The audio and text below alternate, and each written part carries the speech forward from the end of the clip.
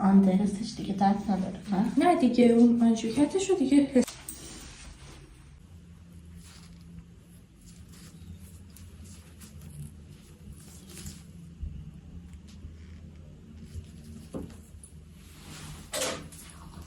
نفس عمیق بکش.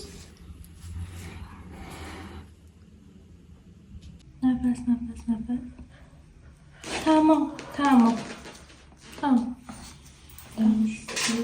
اگه درد نکش یه نفسش میگه آره درد نداشت.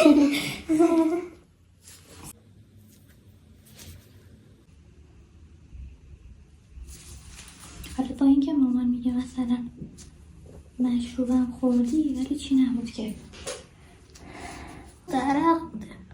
نه کلا مشروبات الکلی رقیق کننده خونم فرق نمیکنه.